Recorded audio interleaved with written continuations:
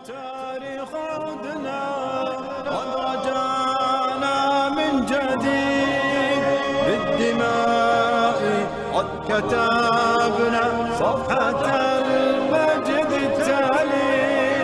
أيها التاريخ عدنا قد رجعنا من جديد. بسم الله الرحمن الرحيم. الحمد لله والصلاة والسلام على رسول الله. السلام عليكم. هذا جهاد الترباني يحييكم في الحلقة 11 من برنامج العظماء 100، وهي حلقة سنناقش فيها قضايا تاريخية متنوعة غاية في الأهمية، وردتني عبر مئات الرسائل إن لم تكن آلاف الرسائل التي وصلت للبرنامج. القضية الأولى التي بعث بها الكثير عبر صفحتنا على الفيسبوك وتويتر، وحتى على الإيميل الشخصي الخاص بي، والتي تكررت بعد كل حلقة عرضتها، والسؤال الذي تكرر مرارا وتكرارا، وهو: من أين أحصل على الكتاب؟ في هذه الحلقة فقط سأذكر أماكن التوزيع التي أعرفها، ومن لم يجد الكتاب في بلده فليتواصل مع الأستاذ محمود من دار التقوى المصرية، وهذا هو رقم هاتفه.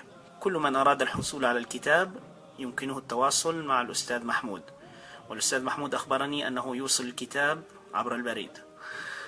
بالنسبة لمصادر الحلقات، هي نفسها مصادر الكتاب، وهي مصادر كثيرة مكتوبة في نهاية الكتاب، من أهمها مثلا كتاب البداية والنهاية لابن كثير، وتاريخ الطبري، وغيرها من المصادر الموجودة في نهاية الكتاب كما ذكرت، والتي لا يتسع المجال لذكرها جميعا الآن، ولكن لعلي هنا أذكر أهم الباحثين التاريخيين والعلماء الذين نقلت من أبحاثهم أو استفدت من دروسهم. وأرى أن أهم مؤرخ موجود في أمة الإسلام في هذا الزمان هو الدكتور علي الصلابي.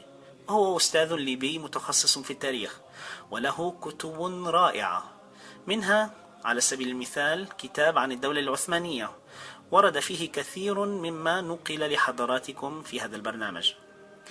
من مصر كان الدكتور راغب السرجاني من أهم الباحثين التاريخيين الذين استعنت بأبحاثهم، وكثير مما ورد في الكتاب والحلقات عبارة عن أبحاث قام بها هذا الدكتور الجليل. من المملكة العربية السعودية يأتي أحد مجددي التاريخ الإسلامي في هذا الزمان، وهو الدكتور محمد ابن موسى الشريف، وله دروس رائعة في اليوتيوب عن العظماء في تاريخ الإسلام، ومنها قصص الأخوين بربروسا على سبيل المثال. شاهدوها ستستفيدون منها كثيرا إن شاء الله. من الكويت الحبيبة يأتي الباحث التاريخ الكبير الدكتور أحمد يوسف الدعيج، وقد استفدت من دروسه في تاريخ الإسلام كثيرا. الدكتور الدعيج لديه سلاسل غاية في الروعة موجودة على اليوتيوب، سلاسل رائعة في التاريخ الإسلامي. من المغرب هناك عالم لا يعرفه كثير منا، ولكني أعتبره من أهم علماء الأمة حاليا بالرغم من حداثة سنه، وهو الشيخ دكتور سعيد الكملي، وقد استفدت من فقهه ودروسه التاريخية كثيرا. تابعوه أيضا على اليوتيوب، له روائع حقيقية. وأيضا في موضوع الأندلس الدكتور المنتصر الكتاني رحمه الله الذي ذكرناه سابقا. الآن نأتي على التساؤلات التي أثيرت حول الحلقات 10 الماضية.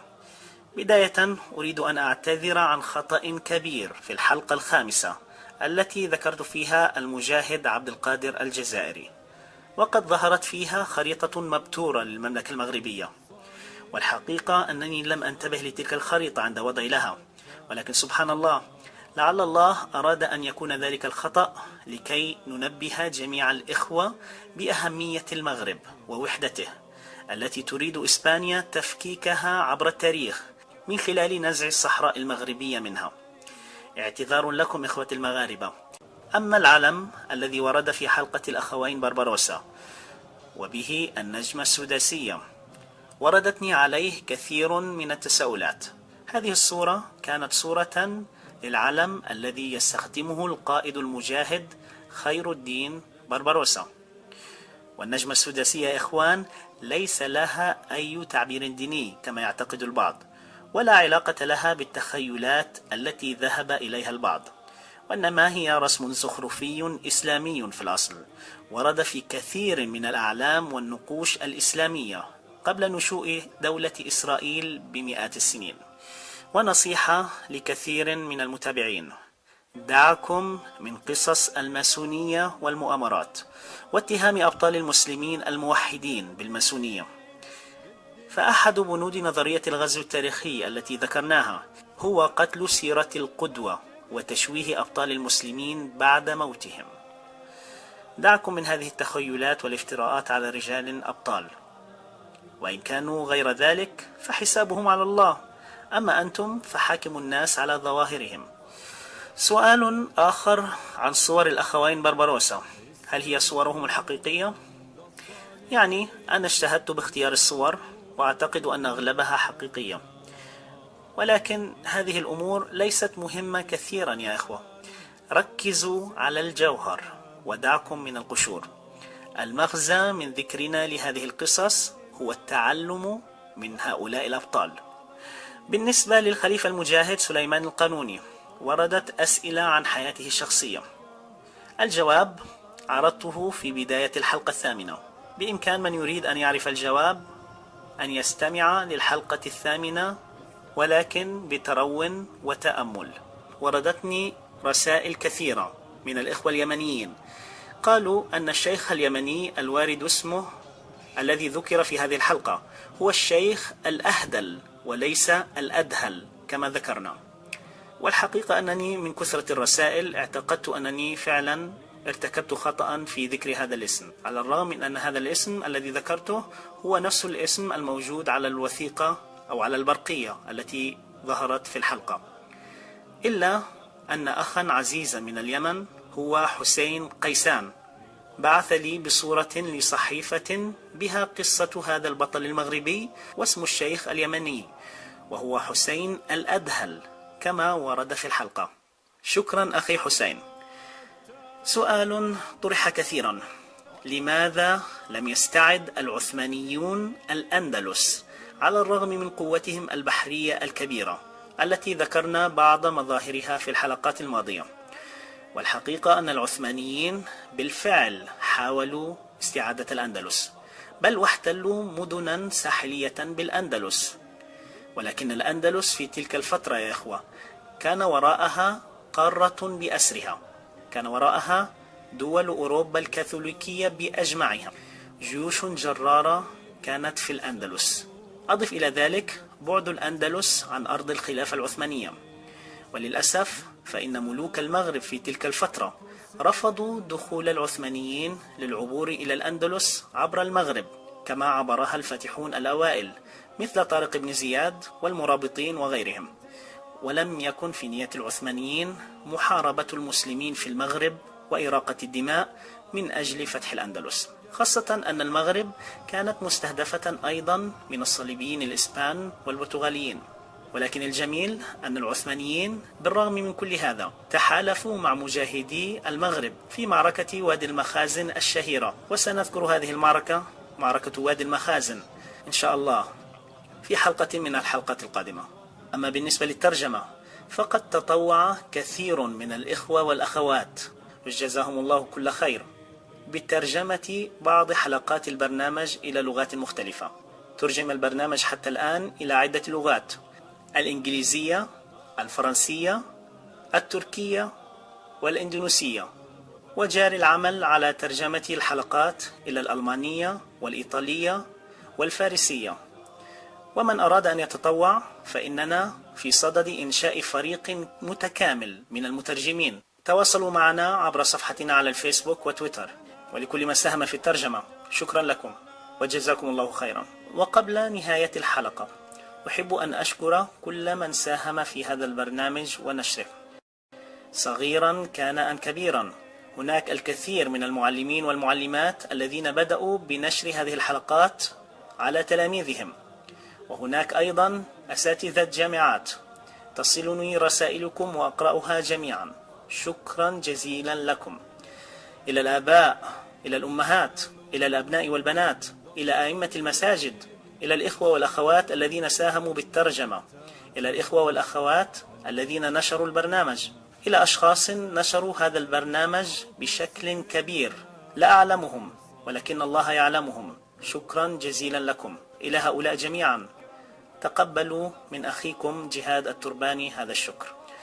ولا أنسى أيضا أن أشكر جميع من بعث لنا بالرسائل والصور. تصلني رسائل باللغة العربية واللغة الإنجليزية واللغات متعددة من مختلف أنحاء الأرض. أقرأ رسائلكم جميعا وسامحوني إن لم أستطع التواصل مع الجميع وذلك لضيق الوقت، ولكن أحبكم في الله. من الصور الجميلة التي وصلت إلى هذا البرنامج صور لشباب إندونيسيين يتابعون هذا البرنامج في إندونيسيا ويتم عرضه في أحد المساجد في إندونيسيا. من الصور الجميلة التي وصلتني أيضا صورة لأحد الأبطال الصغار الذي أعتقد أنه أصغر متابع لهذا البرنامج. ومن مسجد أحمد الهندي في العاصمة الأردنية عمان، حيث يتم عرض البرنامج في المسجد بشكل أسبوعي.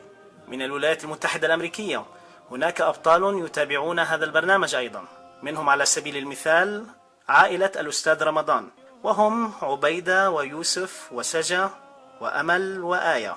مرحبا بكم جميعا. من العاصمة السعودية الرياض وصلتني صورة لدار مكة لتجمع للأخوات يقومن به بمشاهدة البرنامج سوية.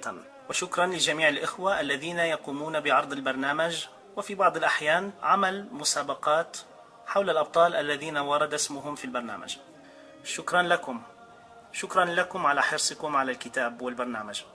هذا البرنامج يا إخوة هو برنامجكم أنتم، ولن أنسى فضلكم في نشره، فكلكم أبطال لهذا العمل. أشكركم مرة أخرى وأدعوكم لمتابعة الحلقات 10 القادمة التي ستكون بإذن الله أهم 10 حلقات في البرنامج على الإطلاق. سنفتح فيها إن شاء الله ملفات خطيرة ربما ستغير من تفكير الكثير منا. بالنسبة للأناشيد سألني البعض عنها. كانت كثير من الأناشيد التي وردت في نهاية الحلقات بصوت الدكتور محمد الحسيان جزاه الله خيرا، وأنا هنا أقدم له الشكر لتشريفه لي بالسماح بعرض أناشيده الرائعة في البرنامج. أما النشيد الرسمي للبرنامج ما وهنا، فقد تشرفت بكتابته للمنشد الرائع نايف الشرهان الذي لحنه وأداه بشكل فائق الجمال. الكلمات التي كتبتها لهذا النشيد استوحيتها من قصص الأبطال المسلمين الذين غيروا مجرى التاريخ. وفي نهاية الحلقة أهدي هذا النشيد إليكم جميعا. كونوا في الموعد. السلام عليكم ورحمة الله وبركاته.